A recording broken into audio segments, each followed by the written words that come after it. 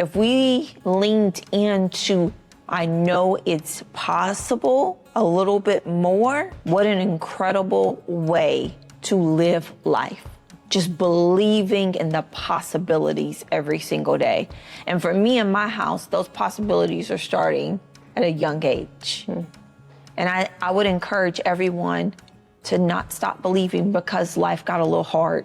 Grab that vision again, close your eyes again, and lean into doing whatever it takes to make it happen if it's going to make impact in the world. Whether you're looking for inspiration, guidance, or simply a moment of reflection, you're in the right place. This is Wisdom Stripes.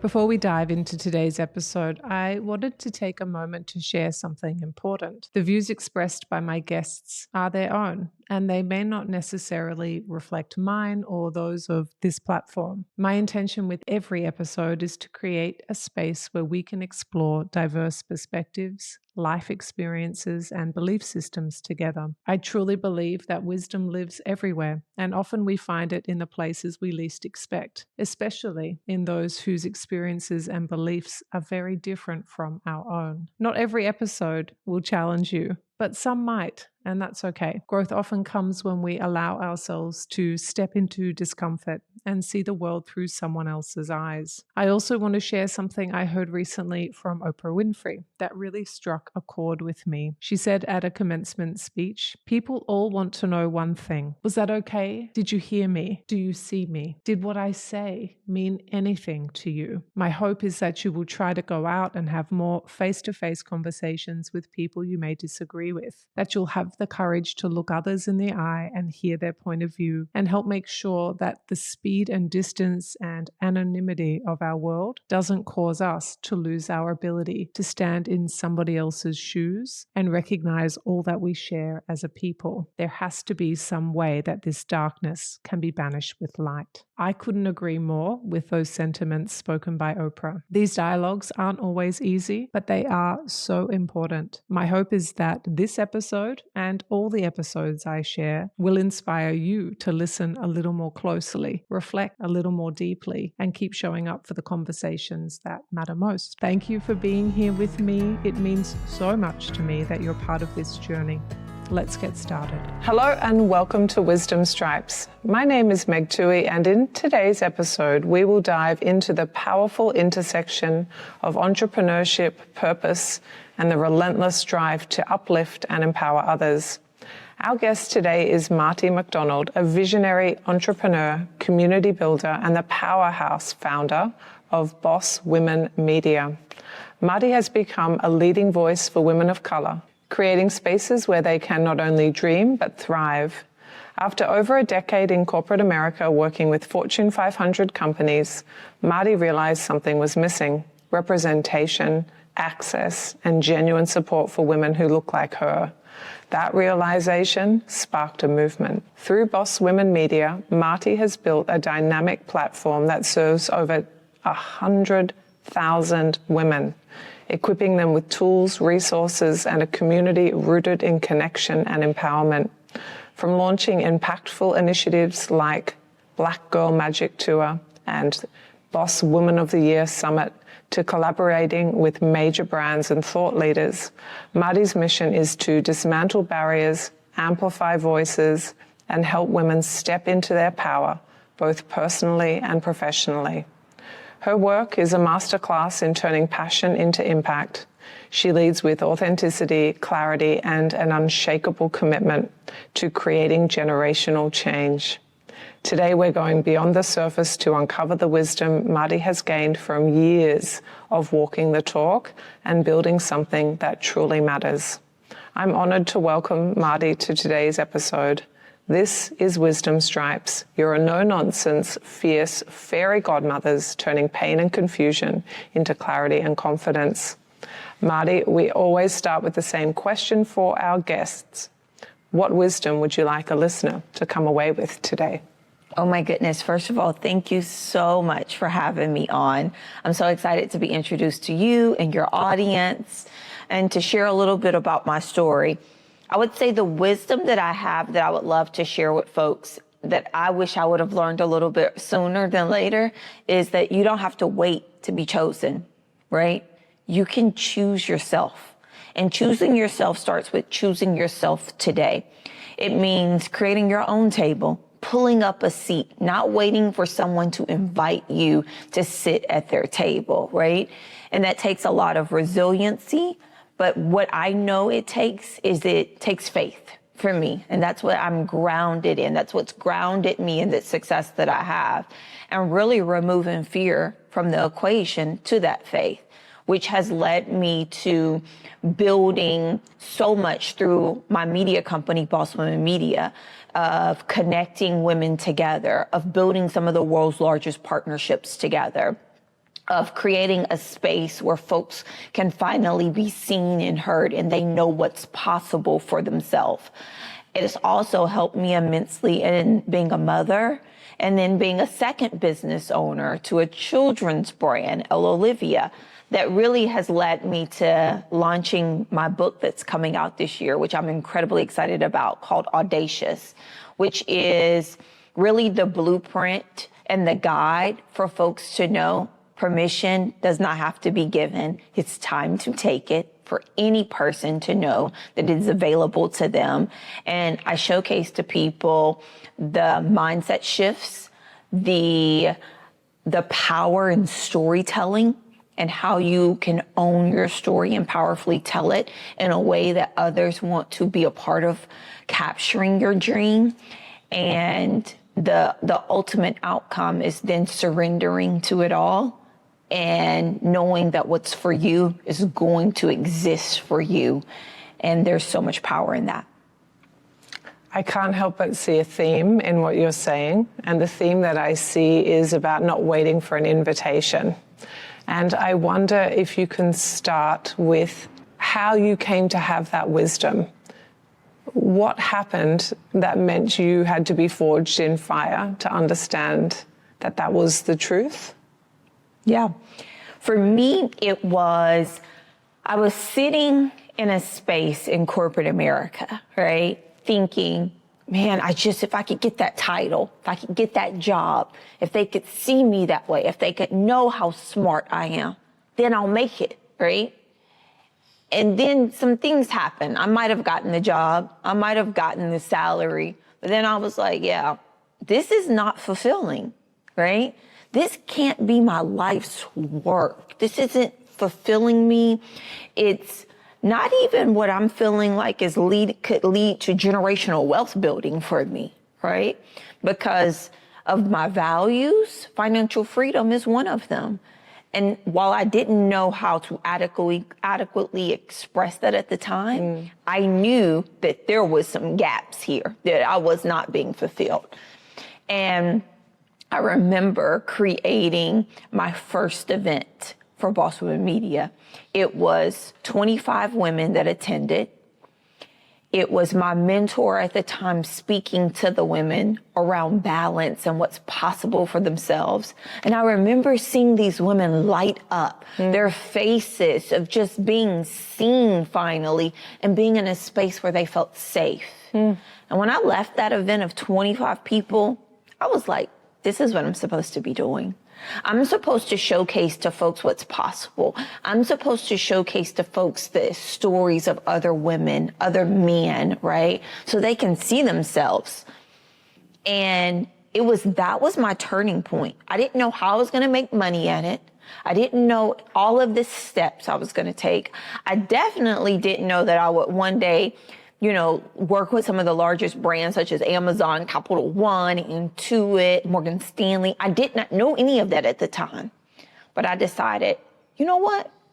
I'm going to go bet on myself. And I'm going to take the leap and I'm going to do this. I'm going to leave this environment and I'm going to go to an environment where I am establishing and creating a space for women to connect, be seen, and to see and showcase to them that anything is possible if they just believe it. So I love all of that. And I'm really struck by the seat at the table. So I'm going to circle back again, because the seat at the table, whether it's the one you made for yourself in your own company, which is absolutely phenomenal, the seat at the table at the corporate space, which is not an easy thing to do for women still. And when you were doing it, it would have been back in time. So even harder. So also phenomenal. I wonder where the muscle came from, or the fire maybe. Yeah. That had you say, I'm going to be the change. I'm going to just not listen to the glass ceiling. I'm going to smash right through it. I'm going to go for it. I'm going to do the thing. Where did that come from? How does one get that? There was not one specific point. There was no entry point to that. Okay. It builds over time, right? So if I think back on my childhood and the resources that were given to me, they were lackluster, right? I come from a very small town in Tennessee where I didn't really see myself. I didn't see a lot of people who looked like me, and I really didn't see a lot of successful people who looked like me. And so, but I was very curious at a really young age. I leaned in, and I always wanted more. I didn't know how to get more, but for me at that time in my adolescence, getting more was if you just go to college. And that was step one for me, right? It was if you can get out of here, then we're on to the races. So that's what I did. I made sure that I left my town and went away to college, right? Which connected me to so many experiences and new people and new lessons that I learned, right? And then it was like when I was in college, I was like, okay, get the right internship, work really hard, stay focused, don't lose focus, right? So you can make sure that you don't go back. But on tapping my shoulder was not going back to poverty, not going back to lack of resources, not going back of knowing what it feels like to go to bed hungry as a kid, right? I wasn't going back. So I worked my butt off to make sure that I wasn't going to go back. But I continued to build off of the lessons, right? And so for anybody who's trying to figure out, how do I get it? The lessons are what makes it, right? Don't avoid the failure.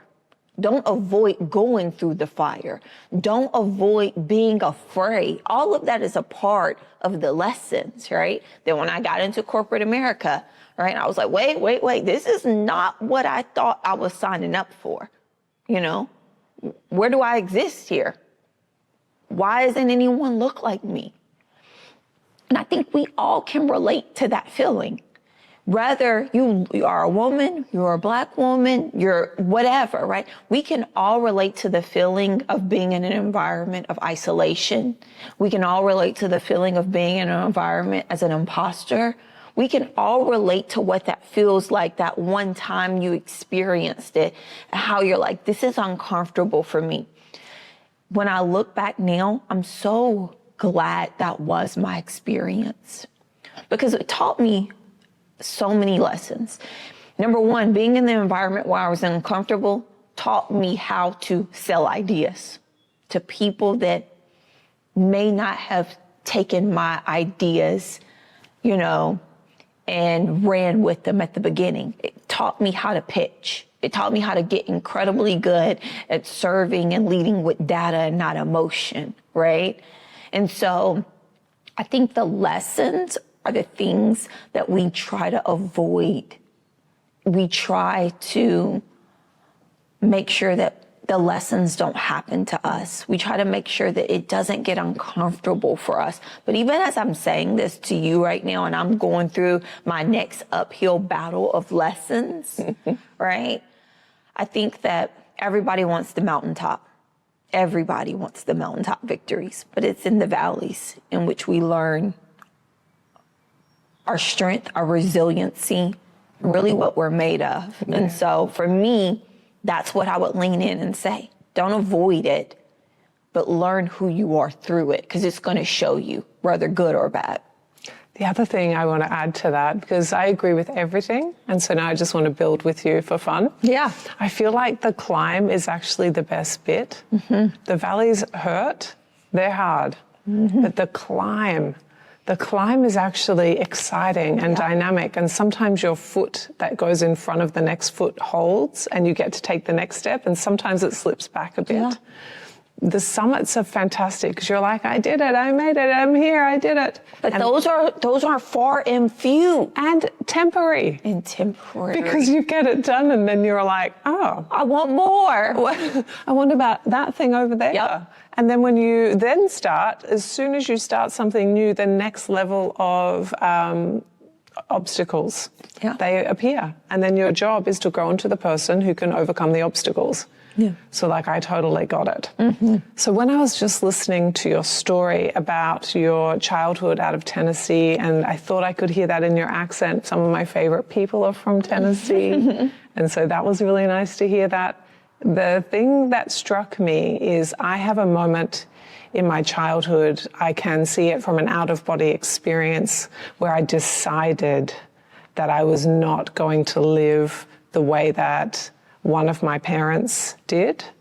I remember where I was like, I can't do this. Mm-hmm. This is not my path. I must do a different path. I think I heard you say you don't have one of those moments. It was more of a series of building on each other and a following of the path. Is that right? Or do you have some body remembrance of being all like, that's not it? So therefore, I've got to go somewhere else, and I'm going to build something else, and it's going to be college. Yeah.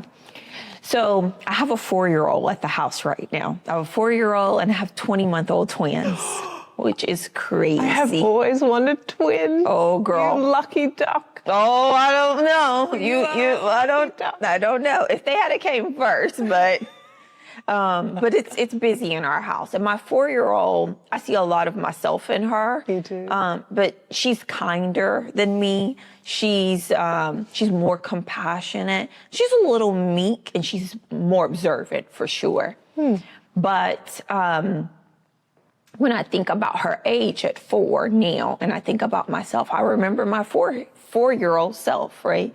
And I think, to your point, there were moments for sure that happened along the way. But the defining moment is when I was 4. It was, my mother was in an abusive relationship. And I remember sitting on a staircase, consoling her. You're too little, right? And me telling her it was going to be okay. That's when I decided that this will never be my story. Yeah. At that age. And there were more incidences that continued to occur that, of course, made me more aware of what was happening. But I remember my 4-year-old self being so incredibly brave. Right. And knowing what was right and what was wrong. Yeah. And so that was one of the defining moments in my adolescence. Yeah, mine was in the kitchen. I can see it like I've left my body, and I can see it. And I can see the brown fake vinyl countertops. I can see the whole thing. Yep. And when you were telling that story, I just couldn't help but wonder if that was something that you had been through too. Yeah, absolutely. My story is not to tell her part of the story, but it's the experiences that happened to me. I think, of course, like anybody, if you grew up with a silver spoon, you think, what is it like maybe to live on the other side of the tracks, right? Of course, I innately think, what is it like to have a silver spoon, right? But man, sometimes I'm like, this built my resiliency and my character, my grit, my determination, my grind is unmatched. No one's outworking me for sure. And I'm going to get it done, right? I'm not just a visionary, I'm an executor too, which is rare, right? And so that experience made me the Marty that you're looking at right now. Yeah. You know, when I met you in the hallway, I just recognized you on some level. I did not look you up before this. I did not know who Marty was. And when you came in, your energy came in first. And it was so open and warm that it makes sense to me that your very first networking event where you brought in your business mentor was such a success because you have that ability to be a warm connector of people who wants good for people. Yes. That came through the door before you did. Thank you. I really appreciate that. I do. I want folks to know that it exists for them, right? A couple of weeks ago, I spoke at an event, and at this event, I was serving and giving my energy to the room. I wanted them to know it's possible. Remove the self-doubt. Believe in what's that inner voice. If you can see it, you can't unsee it once you see it. Lean into what you see, right? Take the action towards it every day. And I left there really tired because I gave them so much and I felt like little received what I gave. My cup fills up when you get to take what I give, right? Because you taking what I give means it's not just for you. It makes it better for me. It makes it better for my children. It makes it better for our community. I want to live in a world where people believe it is actually possible for them. Because then when I'm casting a vision and saying and sharing it out loud, folks know it's possible when I give it too, right? It helps all of us. It's called creating an equitable society. That's what I desire for not just myself to live in, my children to live in, for you to exist in. And so that connector in me, that's what how I fill my own cup. Yeah. If I was to take some of the threads that I've heard you talk about, some of the bio pieces I read out, what I'm starting to build a picture of is you as a community leader. And being somebody who is a connector and an uplifter and provides resources in terms of skills, mindset, that kind of leadership, whether it's you or other people you bring in to co-facilitate. Community leaders are so important. I wonder, let me rephrase this. I often find that community leaders build the community they never had. Is that the same experience for you? 1000%. When I was sitting in corporate, the events that I would often go to felt so buttoned up, right? It felt so black, blue, white, gray, right? It felt like there was never a safe place.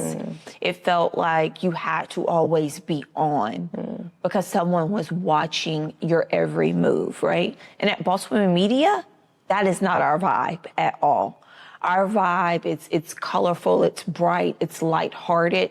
You're going to leave here connected with someone that can help propel you forward 1000%.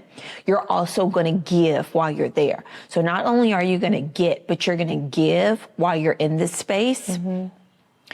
It feels like the girlfriend in your head that you want to have breakfast, brunch with every single day.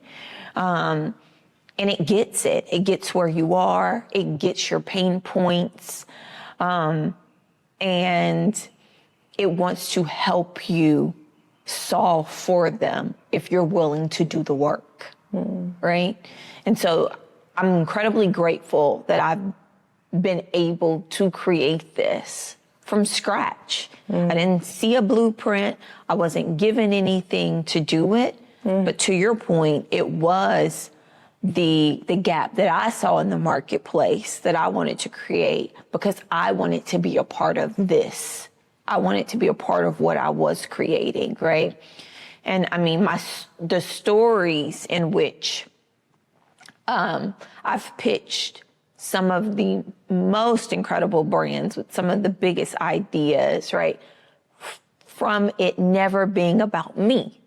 Always about the community that I've built, always around connecting women and giving women these resources and helping them see themselves really because I wish I would have seen myself. Because sometimes I think if I had have seen myself, maybe I would have stayed in corporate, right? Because I think that's important. If you don't see it, sometimes you don't even know it's possible for you. Absolutely. I wonder, could you bring it down to more of a granular level? What do you mean when you say like a big company or a big brand and you're bringing it into the lives of women just like us? Yeah. Could you tell us maybe an example? Yeah. Okay. So when I first started Boss Women Media, this was my first pitch that I ever did. I remember going to a conference in LA, and I was with another friend who was also a new entrepreneur who was super hungry and was determined to make it. We were feeding the energy, as you say, off of one another. And I remember going into a panel session. At this panel session, it was the CEO of a high-end confectionery store.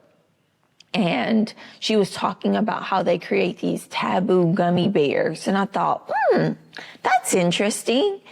And as she's talking, I'm ideating, right? As in, you're thinking? Thinking. Okay. Thinking, what are some ways in which Boss Women Media could partner with her? Yeah. What could bring her value? Are these gummy bears like doing funny things, like hands on the hips, hands on the head? No. Or are they a bit rude? No. So the gummy bears are like champagne gummy bears or whiskey gummy bears or... Got it. Yeah. And so she had one, she was telling us an example of a green juice gummy bear, right? I mean... I was like, okay. Okay. And as she's talking, I'm like, I bet she's not even considering a whole different audience of Black women. I was like, you know what?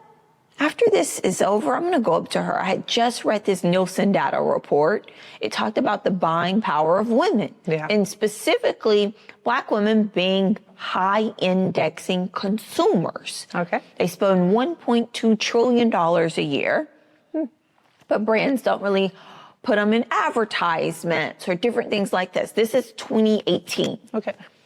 And so I go up to her and I said, you know what? You should create a gummy bear called Black Girl Magic. I was like, these Black women would be like all over this. And I was like, as a matter of fact, I'll actually have and host events in your store. And I'll bring my community of women and we should create this gummy bear together. I am in for this gummy bear. Right? And so she goes, send me an email. What flavor is Black Girl Magic? It was rosé, like rosé gummy bear. And so she was like, send me an email, contact@Sugarfina. So I go, you know what? I'm going to get to the house and I'm about to write the pitch deck that's going to change my business. So I get on the airplane. I start drafting this pitch deck. I send her a pitch deck that was based off of data, not emotion. It allowed her to see how her bottom line could be changed and impacted for the good. And she responds back to me. We get on a call. I pitched the idea and she says, yes. I went on a 5-city tour that year in 2019 called Black Girl Magic Tour. Yeah. The Black Girl Magic Tour, we went from LA to Atlanta, Houston, Dallas, New York, and we packed out these stores with this gummy bear, but it wasn't just about the gummy bear. It was about the experience that was created. I brought influencers and thought leaders to her store to deliver panel conversations that day. And in that moment, I did not realize I took one step. I made a bold ask and I said, we'll see what happens. And then I took the next step. And from that experience, I said, this is my beta case. I'm going to go pitch this to larger brands. I'm going to showcase the data. I'm going to showcase the impact. I'm going to showcase how many people I was able to galvanize from it. And the next year, I pitched it to Capital One, and they awarded me a 7-city tour to do a Black Girl Magic tour. It was my first 6-figure deal. And I was off to the races. I said, okay, this is how you galvanize community. You create community first, And then you show what you can deliver to brands who are seeking to find your community. Hey there, Meg Tuohey here with a quick and exciting announcement. As a psychologist, coach, and founder of the Wisdom Lab, I've had the privilege of helping thousands of individuals break free from the vicious cycles holding them back and tap into their infinite inner wisdom. If you're tired of feeling unheard, unseen, and stuck in the same old struggles, the Wisdom Lab is the breakthrough you've been yearning for. This on-demand program guides you through a powerful process to shatter emotional barriers, overcome deep-rooted blocks, and experience the profound transformation you deserve. In just 4 hours, you'll gain the tools and insights to revolutionize your life from the inside out. Want to learn more? Click or tap the link in the show notes for all the details. Okay, now back to the episode. And that ended up not happening because of COVID. Right, 2020 was 2020 was not. But we ended up doing it virtually instead. And that event, that one virtual summit that I did, we had 22,000 women register for it, to attend it online. And then I just continued to build and to tell the story and to showcase the impact. The story wasn't, look what Marty did. The story was, look what happens when you invest in women. Look what happens when women get to see themselves. Look what happens when resources are given. And that's how I know this partnership and the partnership deals I've had have been successful, because it's not about me and it's about the community. Amen. It's not often I'm speechless, but I'm having a moment because I'm feeling a lot of feelings. They're complicated feelings. I feel so joyful for you. Thank you. I feel some pride, like, look at you, look at what you did. I feel some big heart feelings because I think about the authenticity of what you brought to the community in order to facilitate all of that. That wasn't just slapped together. That was intentionally built over a long period of time. So there is perseverance and real care. And then I think about the impact and the ripples. And when I got to the ripple-y bit, that's when I lost my words, because that is the moment that you dream of when you're a community leader. Yeah. And I mean, was it easy? Hell no. I mean, I think about when I went on that Sugarfina tour, it was me, my balloon guy, my social media person, me packed with suitcases with roll-up banners and stickers and flyers and going to Target from city to city, buying chairs for a panel. And I mean, it was so hard. It was so hard. But it was so worth it. It was absolutely worth it. Do I want to go back to the grit and the grind again like that? No, no. But I'm so glad I did it then. I'm so glad I had the space to do it then. Because I wasn't a mom when I did this. I was married, but I wasn't a mom. And I had capacity like no other. But I was so freaking determined not to go back to my corporate environment. And I had to believe that it was going to be possible for me. And it was. And it was. And it is. Yes. Okay, so we're up to 2020 in your timeline. Yeah. What's post-COVID been like for you? What are you doing? What's the plan? Tell us. You know, so in 2020, I get pregnant with my first daughter, Elle. And there was a lot that happened in 2020. But prior to that, God's timing is so phenomenal. Because prior to that, me and my husband had several miscarriages. And when I got pregnant in 2020, it was such an isolating time, right? Like, to be pregnant in the world literally shut down.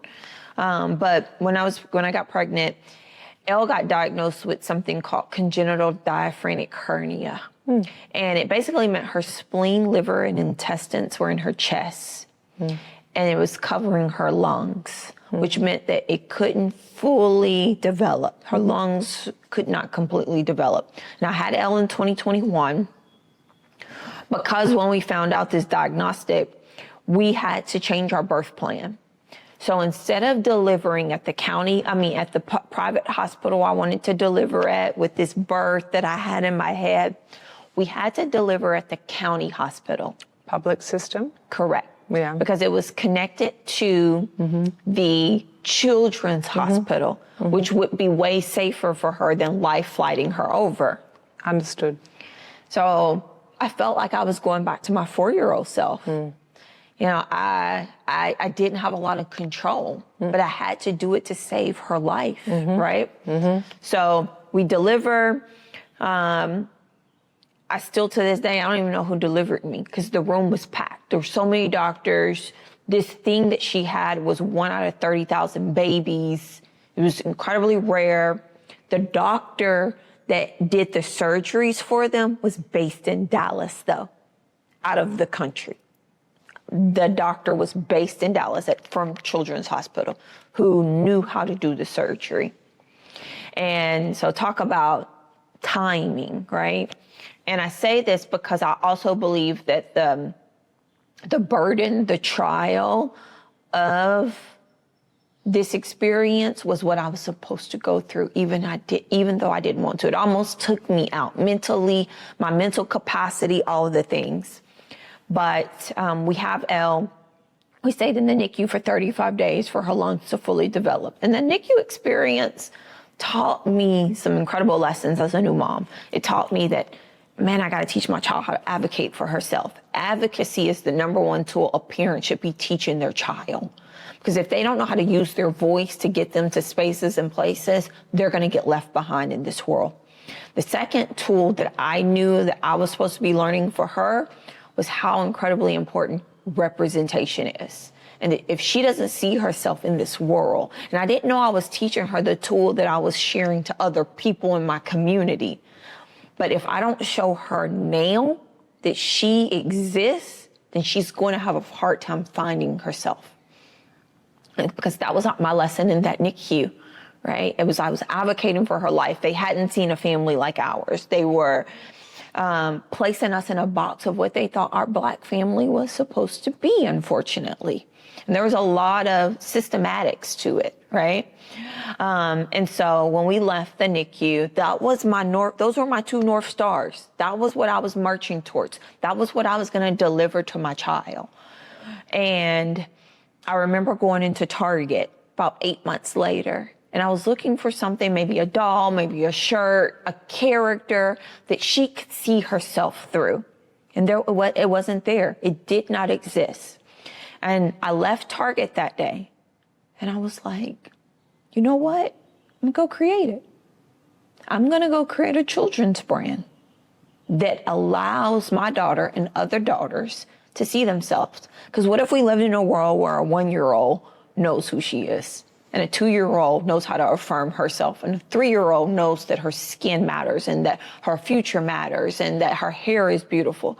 Man, talk about changing societies, right? Talk about building confidence. Talk about understanding that your future matters. Well, we do it at a young age. And so I did that. I left Target that day and I started working on establishing this brand. In my mind, I knew I was going to come back to Target to showcase to them, hey, there are some gaps here. You need to carry this product. Yeah. 6 months later, I launched the brand and I sent a cold pitch email to Target. And I said, hey, Target, there's some gaps on your floor. I was looking for something that did not exist on your floor and in your store. And I know that there are a ton of other moms who are probably seeking this, specifically moms who seek to shop with intentionality. You should allow us to be placed on your floor. And they responded and said, yes, you're right. It doesn't. Come on. We want your brand to be carried in over 400 Target stores.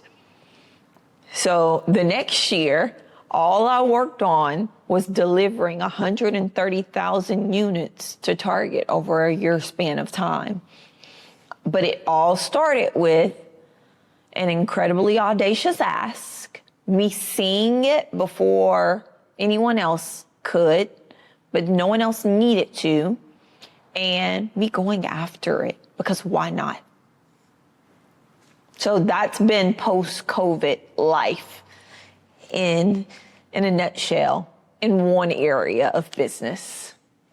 Do you know, not long ago, maybe 2023, maybe 2024, I walked through an American Target and I saw that there were more than just white-skinned dolls. And I had a very clear feeling, oh, thank goodness.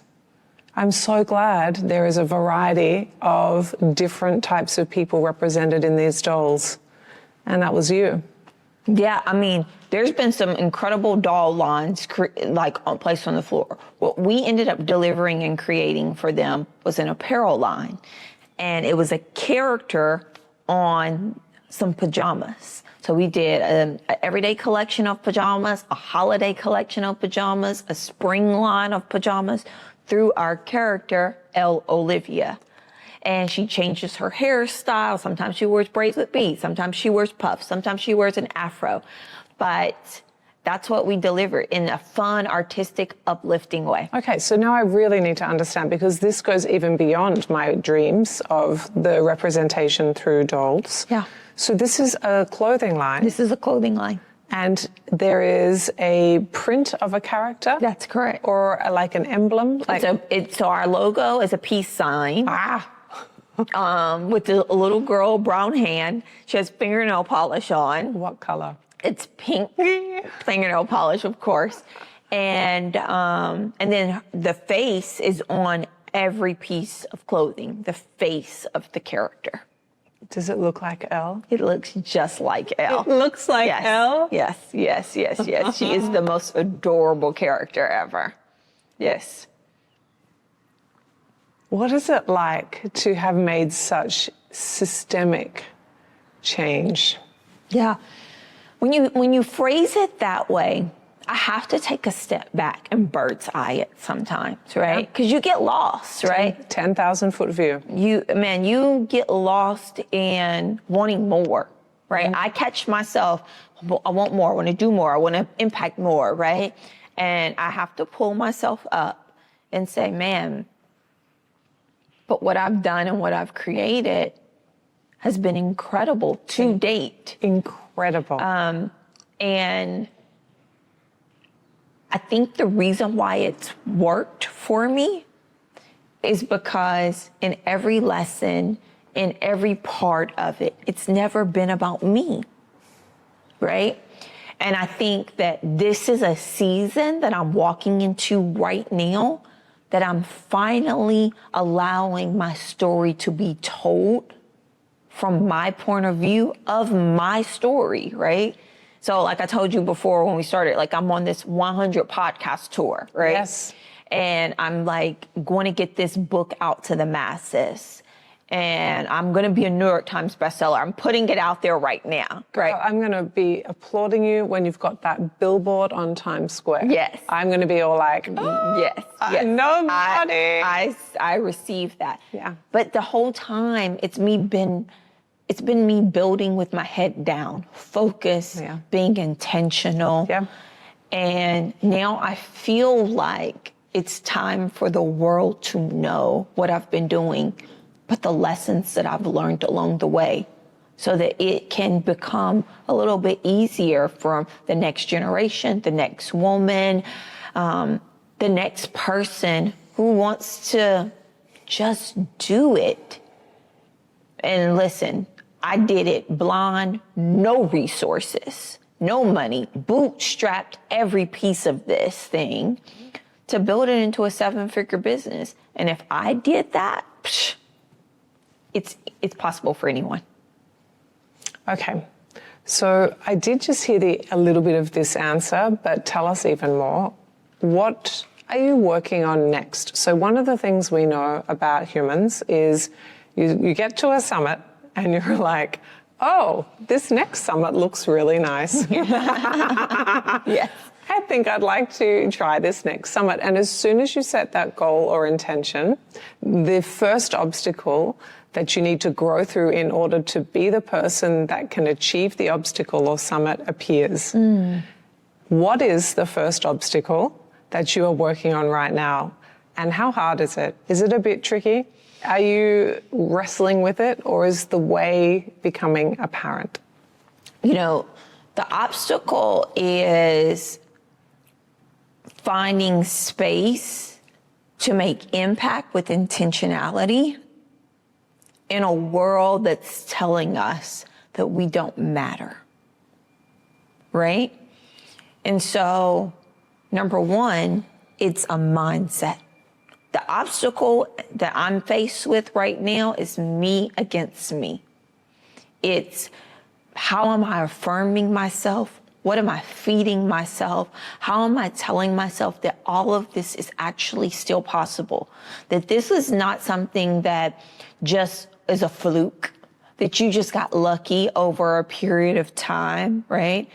That instead you are building and scaling in a manner that will last, right? So that's what I'm faced with. That's the obstacle that I'm wrestling with.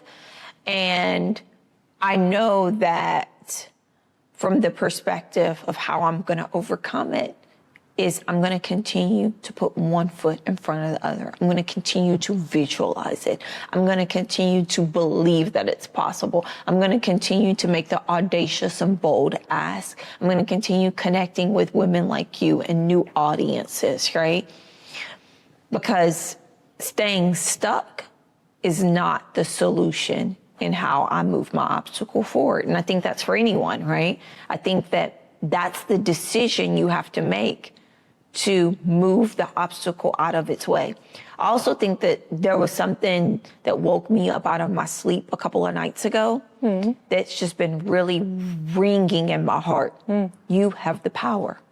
Ooh. And I literally woke up out of my sleep and it shook me. Marty, you have the power. You have the power to believe it. You have the power to speak it.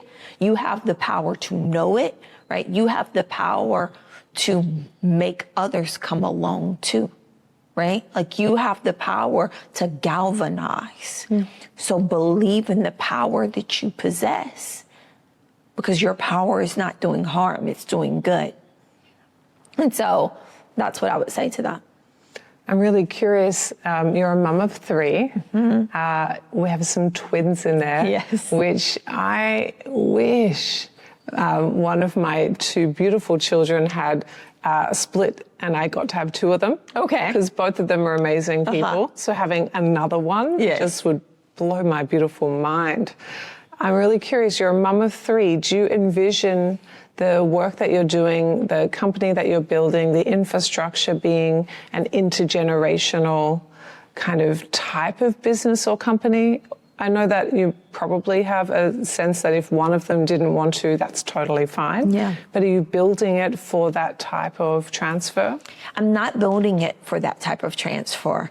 I think I shared a little bit earlier that some of my values are generational. Well, one of my values is financial freedom. Yes. Right?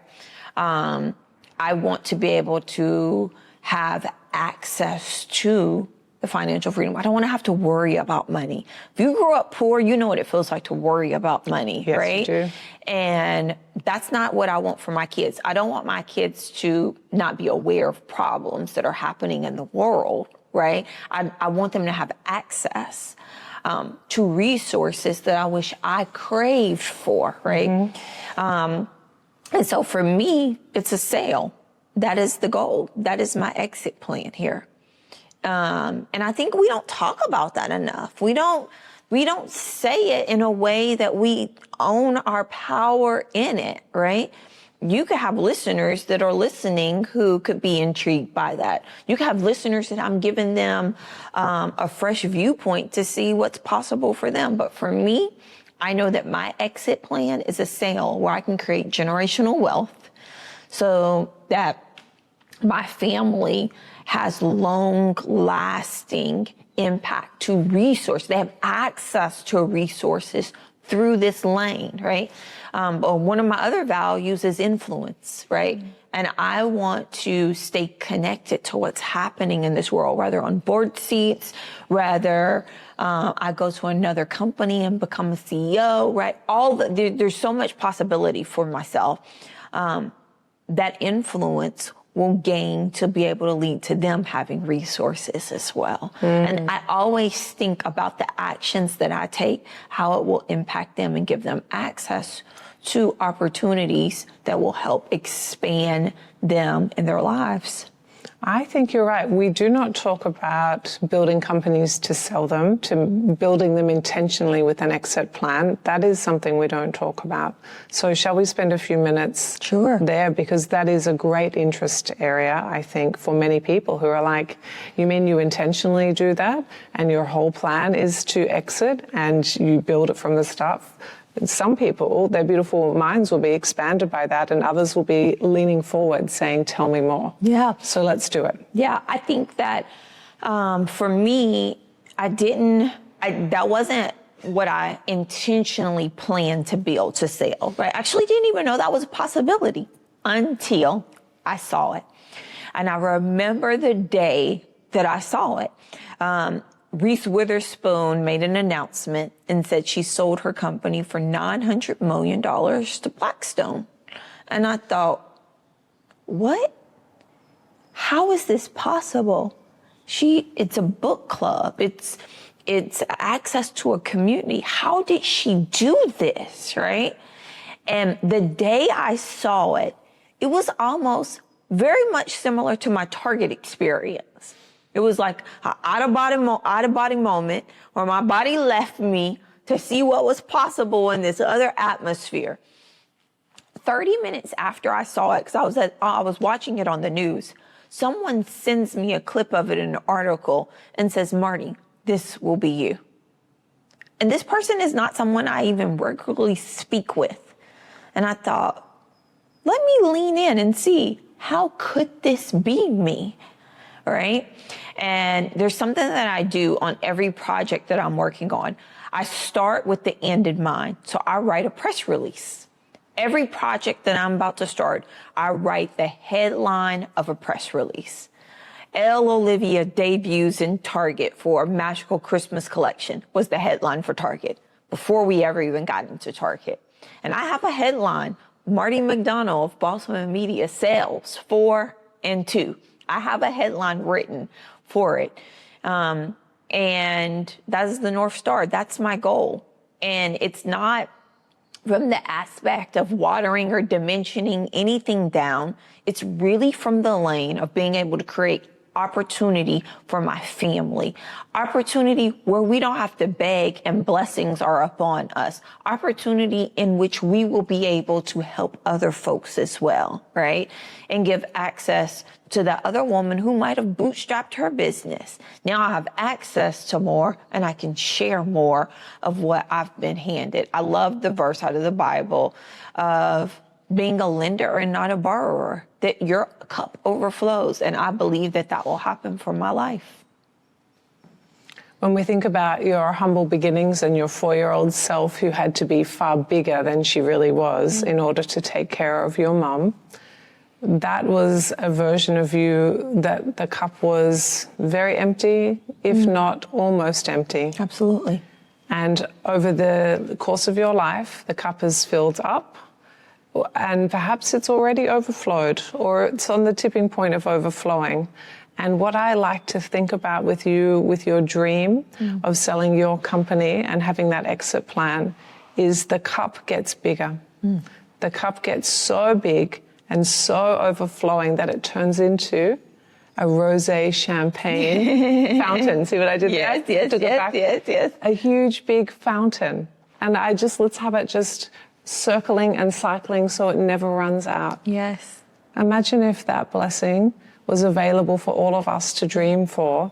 And it doesn't have to be the same for everybody. You don't have to dream of doing the exact same thing, but you can dream of your blessings that you wish for overflowing to the point that it is far bigger than you can imagine and in perpetuity. Yes. And that feels like the wisdom here. What do you reckon? I absolutely love that we leave the listeners knowing that that is the wisdom, that it is possible. If you just lean in, if you just close your eyes for 5 seconds and lean into a world in which you can live the life of your dreams, it exists. Actually, it's supposed to be that way. Yeah. It's not supposed to be in a manner in which we hate, in a manner in which we dread, in a manner in which we don't see ourselves, in a manner where we are imposters.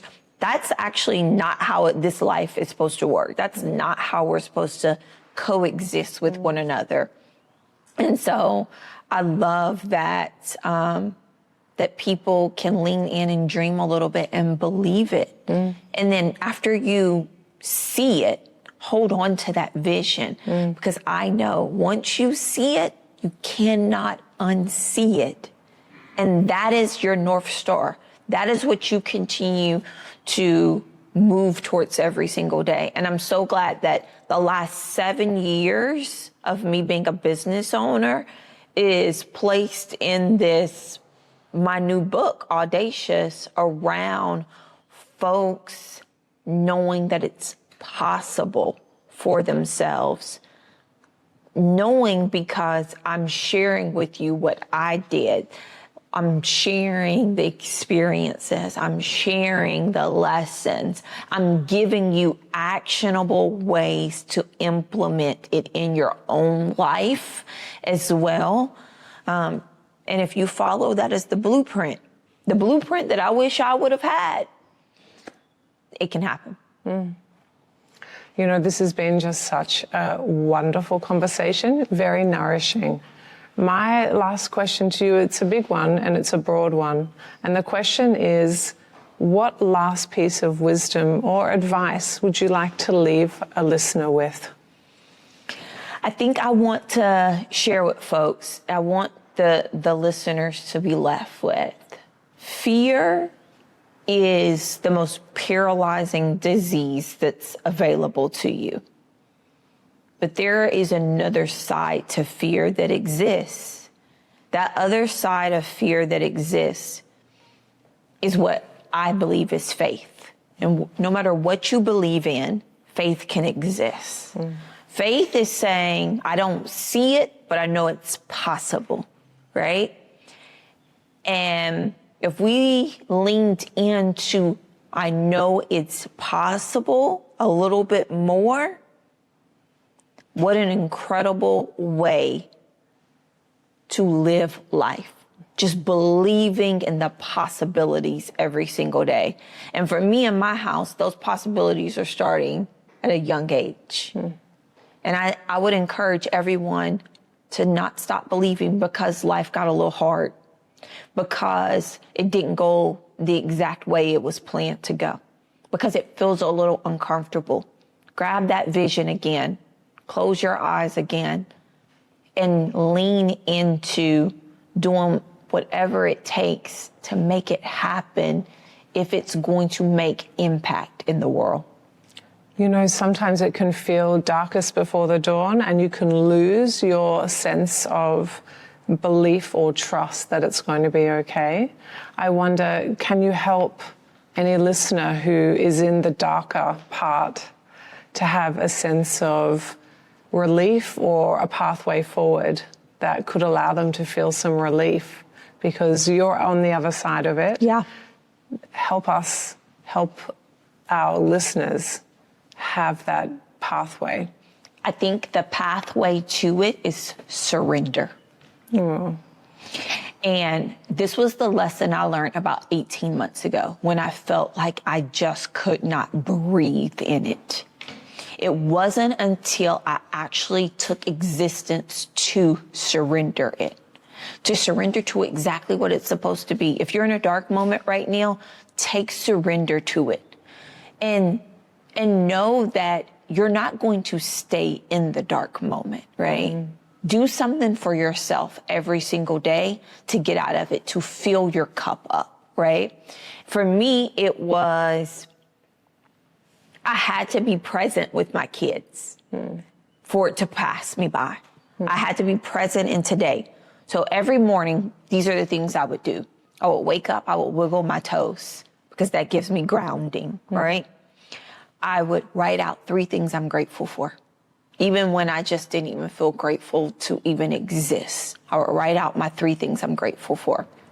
After I write down my 3 things I'm grateful for, I would set, what's my intention going to be today? And that intention could be, I'm just going to cook dinner for my kids. I'm just going to go on a small walk. I'm going to go check my mail. I'm going to open up my bills. I'm going to open up my email. Whatever it is, set your intention for the day. Or I'm going to smile at a stranger. And then here's the other piece. Then I would write down what I'm expecting from the day. Because just as I set my intention, there's an expectation that I have of the day.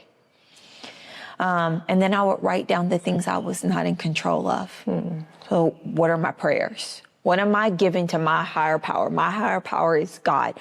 What am I going to give to God that I know I'm not in control of? And then release it.